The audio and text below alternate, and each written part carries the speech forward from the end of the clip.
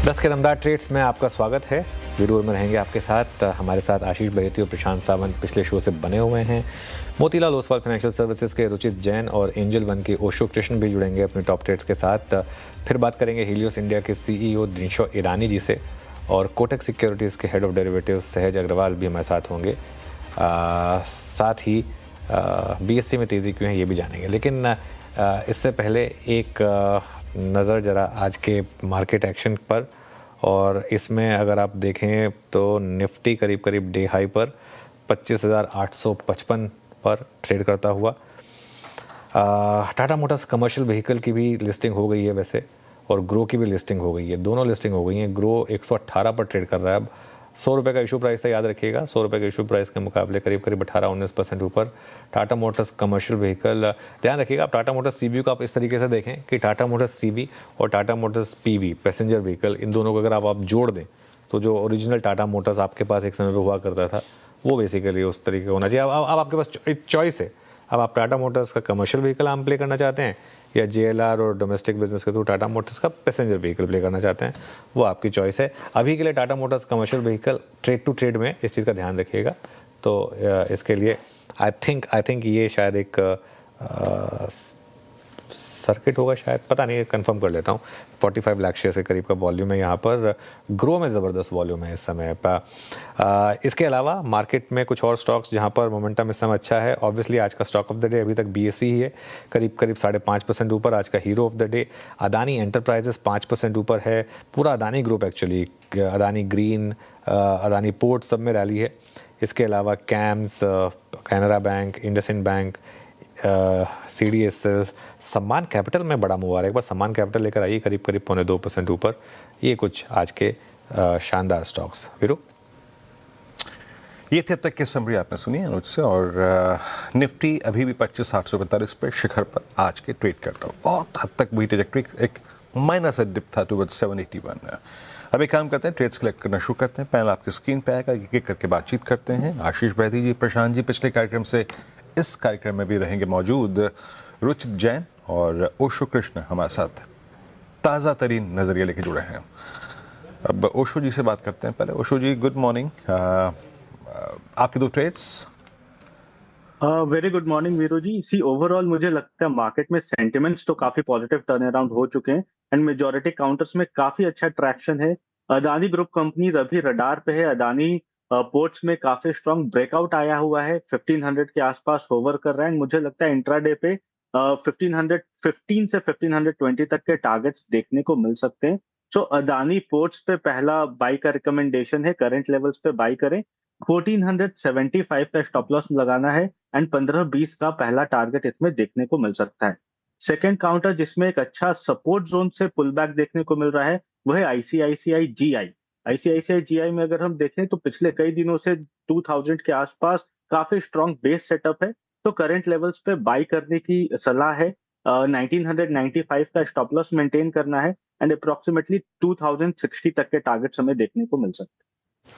Okay, चलिए ये हो गई ओशो जी की ट्रेड्स। आशीष बहेती जी, आपकी फ्रेश ट्रेड इस समय की? अनुज जी, पहला जो ट्रेड रहेगा वो है ओएनजीसी पे खरीदारी की सलाह रहेगी। यहाँ पे कल के सत्र में हमने देखा एक अच्छी रिकवरी थी और हमें लग रहा है कि लोअर लेवल से इसमें एक मोमेंटम बन रहा है, तो यहाँ पोजीशन बनाई जा सकती है। जो ऊपर के टारगेट्स रहेंगे वो 265 तक के इसमें देखने मिल सकते हैं। स्टॉप लॉस इसमें मेंटेन करना है, 248 का मेंटेन करना है। दूसरा जो स्टॉक हमें अच्छा लग रहा है वो एंजल वन का। यहाँ पे भी एक राउंडिंग बॉटम का पैटर्न बना है और स्टॉक कंटिन्यूसली हाई राइज के पैटर्न बना रहा है, तो यहाँ पे खरीदारी करने की सलाह है। जो स्टॉप लॉस मेंटेन करना है 2630 2630 का मेंटेन करना है। ऊपर में मुझे लगता है इसमें 2750 और 2800 तक का टारगेट देखने मिल सकता है। ओके, रुचित, आपके ट्रेड्स इस वक्त के? जी, वेरी गुड मॉर्निंग। दो स्टॉक से खरीदारी साइड ये है। सबसे पहला पिक मेरा महिंद्रा एंड महिंद्रा में खरीदारी की सलाह रहेगी। ये जहाँ पे पोजिशनली देखिए तो with in the auto sector एक अच्छा relative out performance recently stock ने बताया है। सेकेंडली अगर सेक्टर पे देखेंगे तो जो जीएसटी की रिफॉर्म्स के अनाउंसमेंट हुए थे उसके बाद एक 1.5 महीने की शार्प रैली हमने देखी। उसके बाद पूरा अक्टूबर और अब तक का नवंबर लगभग 1.25 महीने से कंसोलिडेशन फेज में गए, बट ब्रॉडर ट्रेंड पे अगर आप निफ्टी ऑटो इंडेक्स देखेंगे तो ये पूरा कंसोलिडेशन मोर एक टाइम वाइज करेक्शन ही लग रहा है within an up trend, और अब यहाँ पे next leg of up move के रिजम्पशन के साइंस है। So I think Mahindra and Mahindra because ये पूरे कंसोलिडेशन में आउट परफॉर्मर है, एक सिमेट्रिकल ट्रायंगल का ब्रेकआउट भी हुआ है, तो यहाँ पे हमें स्ट्रक्चर्स काफी स्ट्रॉन्ग नजर आ रहा है।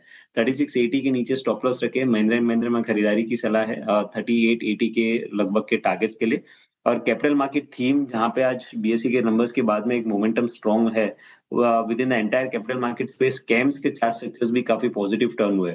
अगर आप आज के वॉल्यूम्स देखेंगे तो लास्ट कुछ दिनों से जो डेली पूरे दिन में वॉल्यूम्स हो रहे थे वो पहले आधे घंटे में उतने वॉल्यूम सरपास हो गए। प्राइस वाइज भी ब्रेकआउट है, so breakout supported by high volumes, I think ये मोमेंटम कंटिन्यू रहना चाहिए। 3920 के नीचे स्टॉप लॉस रख के यहाँ पे खरीदारी की सलाह रहेगी 4170 के टारगेट्स के लिए। ओके, चलिए, तो ये इस समय रुचित की ट्रेड्स। अब प्रशांत जी बचे हैं। प्रशांत जी, आपकी 2 ट्रेड्स इस समय की? जी बिल्कुल आनंद जी, मेरा फर्स्ट पिक होगा विप्रो। ऑलरेडी जो सुबह पिक किया था टीसीएस इट्स डूइंग वेल, मैं उसी सेक्टर में सेकंड पिक मेरा विप्रो होगा। यहाँ पे करीबन 244 244 स्पॉट ट्रेड कर रहा है। मेरा स्टॉप लॉस होगा 237 237। मैं जो टारगेट देख रहा हूँ करीबन होगा 258 260 258 260। और नेक्स्ट पिक होगा एचडीएफसी लाइफ। यहाँ पे अगर आप देखें तो एक ब्रेकआउट को फॉलो थ्रू मिल रहा है, रेंज के ऊपरी लेवल पे आया है, तो यहाँ मैं मोमेंटम एक्सपेक्ट कर रहा हूँ। करीबन 770 770 पे ट्रेड कर रहा है। मैं 760 के नीचे बिलो 760 स्टॉप लॉस रख के बाय करने की सलाह दूंगा। टारगेट होगा 790 से लेके 795 790 795। ओके, चलिए, तो ये आपके लिए आप इस समय की ट्रेड्स। अब आगे बढ़ते हैं थोड़ा सा। हमारे साथ मार्केट आउटलुक पर बात करने के लिए हीलियोस इंडिया के सीईओ दिनशो ईरानी मौजूद हैं। उनसे जानते हैं कि उनकी बाज़ार में क्या स्ट्रैटेजी है। दिनशो जी, गुड मॉर्निंग। तो क्या लग रहा है कि एक एक करके मार्केट के लिए समीकरण सही बैठ रहे हैं? सिर्फ एक एफआईआई नाराज़ हैं, बाकी तो सब कुछ ठीक हो रहा है मार्केट में। आपका व्यू क्या रहेगा यहाँ पर? अनुज जी, पहले तो धन्यवाद आपका शो पर आमंत्रित करने के लिए, और आपके व्यूअर्स को वेरी गुड मॉर्निंग। अनुज जी, एक्चुअली मैं पूरे भारत का भ्रमण करके आ रहा हूँ, क्योंकि मुझे हमारा स्मॉल कैप चालू है, तो उसके चलते मैंने पूरा भ्रमण किया। और एक चीज मैंने ये देखी, रिटेल इन्वेस्टर काफी नेगेटिव और नाराज बैठा हुआ है फॉर सम रीजन। क्योंकि मैं जब पूछा, मैंने कहा क्यों, मतलब मैं तो जहां जहां गया वहां पे 10 से 15% करेक्शन ऐसे बोल रहे थे मार्केट में हमें लग रही है।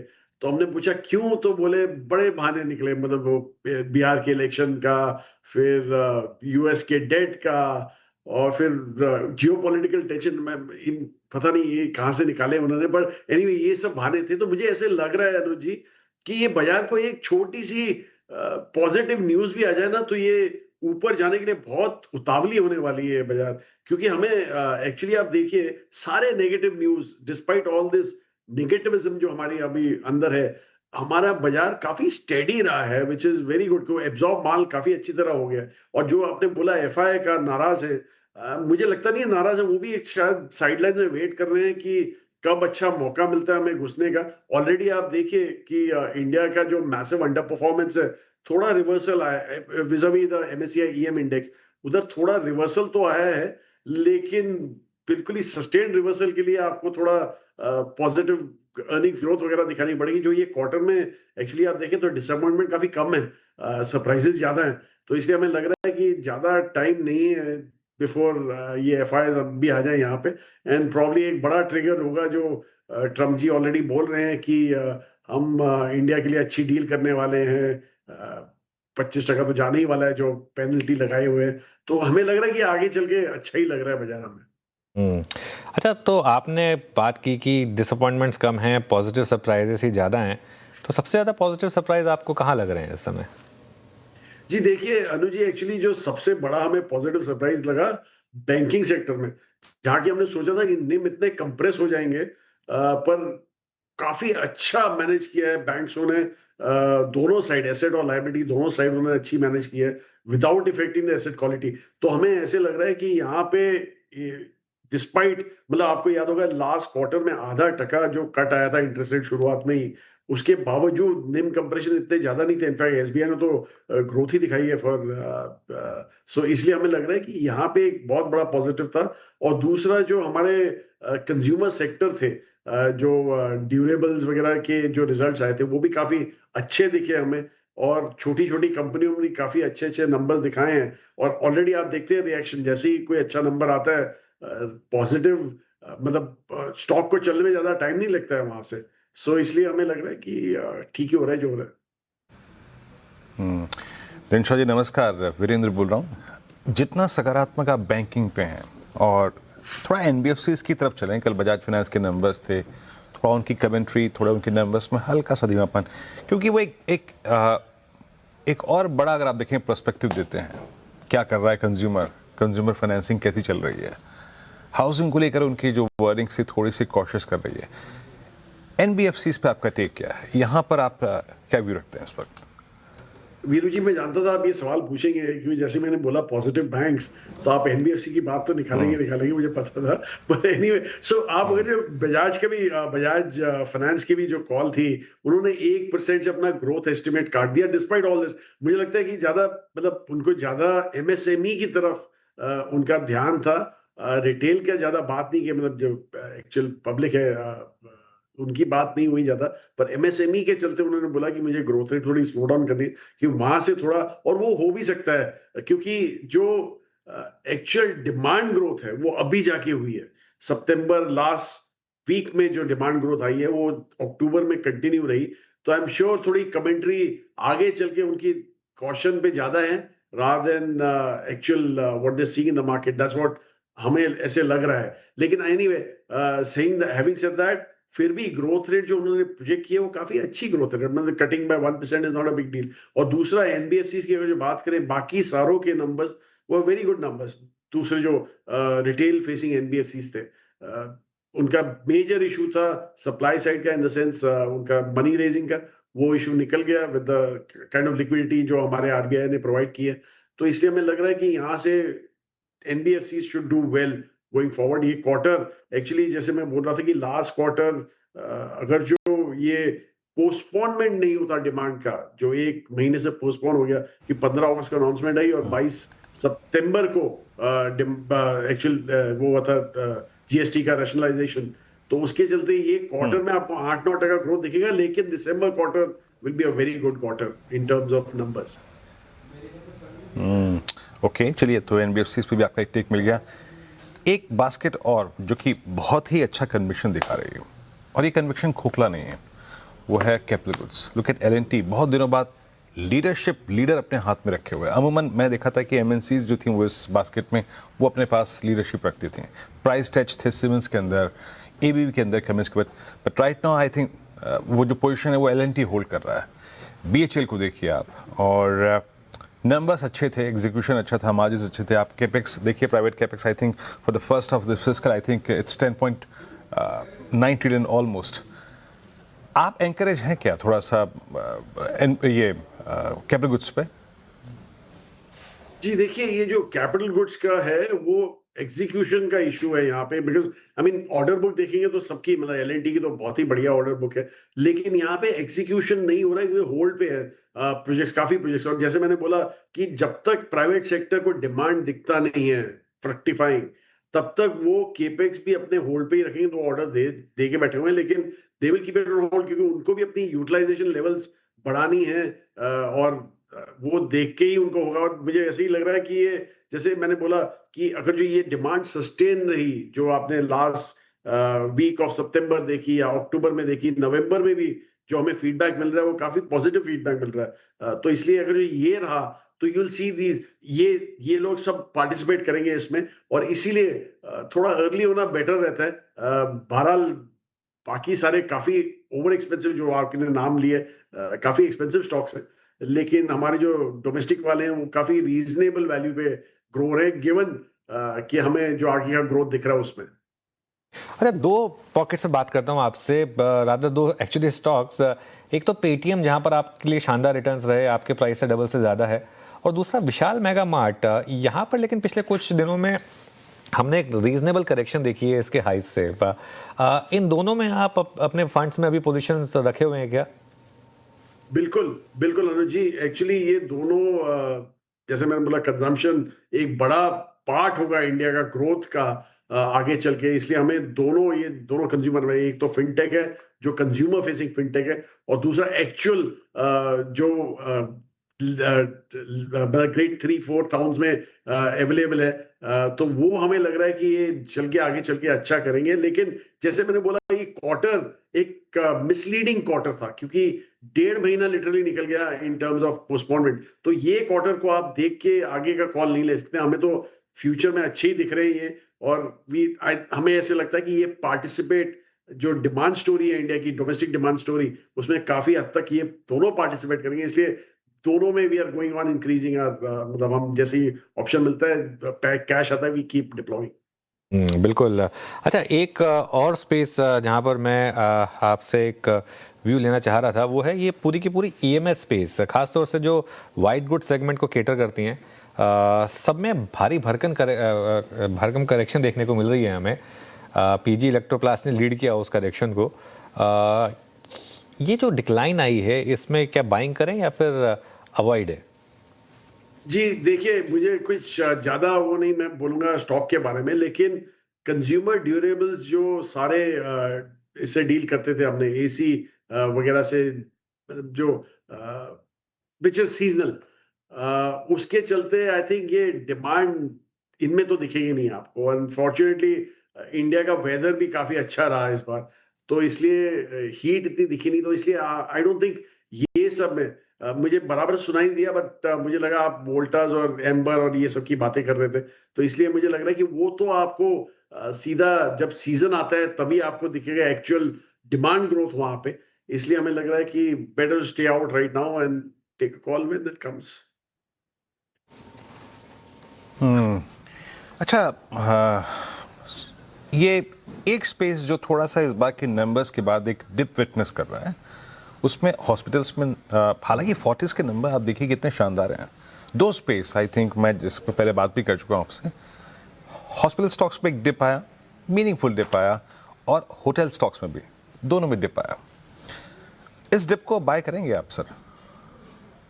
जी, हमारा तो थोड़ा लंबा व्यू रहता है, तो हम एक्चुअली क्वार्टर के नंबर तो बहुत बढ़िया थे, एंड जो भी आप अगर जो बात करें इन दोनों सेक्टर के प्लेयर्स से, हॉस्पिटैलिटी हो गई या हॉस्पिटल हो गया, तो इनसे बात करें तो व्यू तो बहुत ही अच्छा बन रहा है। और आज ही मैंने देखा कि आपके हेल्थ टूरिज्म को शायद दे में look at visa on arrival, तो अगर जो वो होता है तो इंडिया का हेल्थ टूरिज्म जो अभी आज की तारीख में थोड़ा टैक्स सीट लिया हुआ है, वो विल पिकअप। तो इसलिए, और दूसरा इंश्योरेंस पेनिट्रेशन, तो हमें लग रहा है कि ये तो सेक्टर दोनों बहुत ही बढ़िया करेंगे आगे चल के, इसलिए हमें कोई डाउट नहीं है। भी हमारा पॉजिटिव व्यू है और हमारा व्यू रहेगा पॉजिटिव।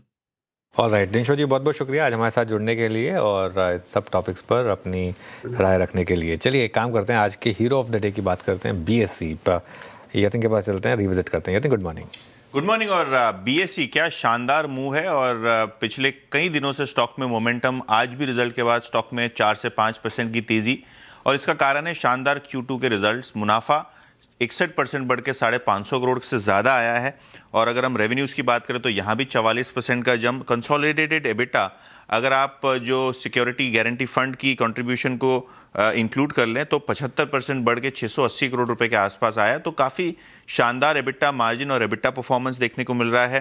ट्रांजैक्शन चार्जेस में 56% का इजाफा, और कॉर्पोरेट सर्विसेज जो लिस्टिंग होती है यहाँ आपको 16% का मोमेंटम देखने को मिल रहा है। और डेरिवेटिव्स की अगर हम बात करें तो बड़ा कोई मार्केट शेयर का नुकसान नहीं हुआ है। इनफैक्ट जो एवरेज डेली नोशनल टर्नओवर है ये 30% बढ़ के 164 लाख करोड़ रुपए के आसपास आता हुआ नजर पड़ रहा है, और म्यूचुअल फंड रेवेन्यू में भी 23% का मोमेंटम। तो अक्रॉस कैटेगरीज बीएसई ने अच्छा किया है। और डेरिवेटिव सेगमेंट की बात करें तो बाजार का फियर था कि शायद मार्जिन पर प्रेशर हो, उस तरीके का कुछ नेगेटिव इम्पैक्ट नहीं आया, और अच्छे नतीजों के बाद स्टॉक में 4% की तेजी।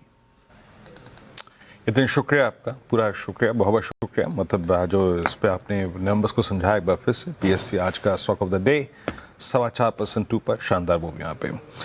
सहज अग्रवाल टेक्निकल प्रोस्पेक्टिव से बातचीत करने के लिए अब हमारे साथ जुड़ चुके हैं कोटक सिक्योरिटी से। सहज, गुड मॉर्निंग। सहज, गुड मॉर्निंग। अच्छा रिवर्सल, हमने कॉल राइटर्स को ट्रैप किया, सारे एवरेजेस के ऊपर आके निफ्टी ट्रेड करता हुआ। मार्केट की प्लेसमेंट अभी भी इवेंट के बीच में आपको लग कैसी रही है? आपके दो ट्रेड्स करेंगे इस वक्त क्या? जी, आई थिंक मार्केट का सेटअप फिलहाल के लिए अच्छा, एक रिवर्सल दिया एक्सपायरी के बाद का। एक्सपायरी का जो लेवल था हम दोबारा अब उसको कॉन्कर करके उसके आसपास ही ट्रेड कर रहे हैं। बीच में हमें थोड़ी वोलेटिलिटी मिली, but setup wise I think आज का दिन काफी इंटरेस्टिंग है। कल में मोमेंटम बाय सिग्नल लगा था, आज मोमेंटम पैरामीटर्स पॉजिटिव भी हो गए हैं। मेरे हिसाब से आज का दिन थोड़ा कंसोलिडेटिव रहना चाहिए, बट जो लो बनेगा और अप्रोक्सीमेटली मेरे हिसाब से 25,700 को मान के चल सकते हैं, वो आपका एक अप ट्रेंड कंटिन्यूएशन का एक सिग्निफिकेंट लेवल रहेगा। तो मेरा ये मानना है कि पॉसिबिलिटी है कि 25,650 25,700 के सपोर्ट से मार्केट ऊपर की तरफ में 26,000 के तरफ भी कॉन्कर करने की क्षमता रखता है। खास करके जो आपके एग्जिट पोल्स आए हैं और उसी तरीके के कुछ रिजल्ट्स भी आ गए, तो I think that could market को फर्दर मोमेंटम प्रोवाइड कर सकता है। सो सेटअप फिलहाल के लिए पॉजिटिव है। 26,000 के आसपास थोड़ा रेजिस्टेंस आने की उम्मीद लग रही है। स्टॉक्स की यदि बात करें तो दो पिक्स है। एक थोड़ा high beta high risk stock है बजाज फाइनेंस, जो कल के दिन में ही करेक्ट हुआ रिजल्ट्स की थोड़ी कमेंट्री के बाद। आई थिंक आपके प्रीवियस गेस्ट भी यही दर्शा रहे थे कि रिजल्ट्स अच्छे आए हैं, बस थोड़ा सा फ्यूचर ग्रोथ को थोड़ा सा एक टेपर किया है। बट आई थिंक उसका जो स्ट्रक्चर है technically higher top higher bottom का लग रहा है। अब जो करेक्शन बना है वो आपके प्रीवियस बॉटम के नजदीक ले आया है स्टॉक को, तो आपका रिस्क काफी डिफाइनेबल हो गया है। फिलहाल स्टॉक आपका 1015 के आसपास चल रहा है। 970 का इसमें स्टॉप लॉस रखिए और 1100 तक का ऊपर जो प्रीवियस हाई था उसका आपका पहला टारगेट रख के आप ट्रेड कर सकते हैं। दूसरी अपॉर्चुनिटी जो इंटरेस्टिंग लग रही है वो थोड़ी सी डिफेंसिव स्पेस में है, वो है सिप्ला। अगेन इस पूरे करेक्शन में फार्मा स्पेस काफी रेजिलियंस बताया, डाउनसाइड रिस्क उतना रहा नहीं है। और सिप्ला का खास करके अपने डेली चार्ट्स के बॉटम सपोर्ट के पास ट्रेड कर रहा है और अभी उसमें अपसाइड मोमेंटम थोड़ी शुरू हुई है। हमें लग रहा है कि ये अपसाइड मोमेंटम और कंटिन्यू रहेगी। इसी के चलते 15 का भाव है, इसको आप अभी बाय कर सकते हैं। 1480 का स्टॉप लॉस और शॉर्ट टर्म में 1570 का टारगेट। तो ये दो स्टॉक्स मुझे फिलहाल के सेटअप में इंटरेस्टिंग लग रहे हैं। ओके चलिए, तो सेटअप के हिसाब से ये स्टॉक्स आपको इंटरेस्टिंग लग रहे हैं। सहज बहुत बहुत शुक्रिया आज हमारे साथ जुड़ने के लिए और मार्केट पर और अपने स्टॉक स्पेसिफिक आइडियाज़ देने के लिए। निफ्टी देखिए, अब एक चीज़ क्लियर है कि ये रनवे रैली नहीं है। 25,850 से 900 का जो जोन था वहाँ पर प्रॉफिट बुकिंग है और रहेगी शायद कुछ समय के लिए। लेकिन एक अच्छी चीज़ ये है कि लोअर लेवल पर सपोर्ट भी मिल रहा है। तो अब देखते हैं, 25,781 का लो है अभी तक इंट्राडे में, लेकिन रीजनेबल प्रॉफिट बुकिंग हुई है अब तक। लेट्स वेट एंड वॉच और देखते हैं बाकी का दिन कैसा रहेगा। थोड़ा बैंक निफ्टी डिसअपॉइंट आज कर रहा है क्योंकि, और थोड़ा सा शायद वो एक एक्सपेक्टेड भी था क्योंकि आप एकदम ऑल टाइम हाई के करीब खुले 58,500 पर, और इतना करीब ऑल टाइम हाई के आप नहीं खरीद सकते। लेकिन अब ये जो डिप आ रही है ये इंटरेस्टिंग होगी, स्पेशली अगर आपको 57,800 से 58,000 के करीब का जोन मिल जाए तो लेट्स वेट एंड वॉच। लेकिन एक अच्छी चीज़, मिड कैप मार्केट आज देखिए आप, मिड कैप मार्केट में शानदार तेज़ी है। 0.5% इंडेक्स ऊपर है, एडवांस डिक्लाइन अच्छा है 2:1 का। तो इसका मतलब ट्रेडर लोग खुश होंगे वीरू, और उन्हीं के लिए अगला शो है ट्रेडर्स हॉटलाइन, शेयर कंचन, वो शो लेकर आएंगे और बहुत दिनों बाद आपको दोनों साथ में दिखाई देंगे। इससे पहले कभी आप एब्सेंट थे, तो लेकिन अब इस छोटे से ब्रेक के बाद ट्रेडर्स हॉटलाइन की शुरुआत करते हैं।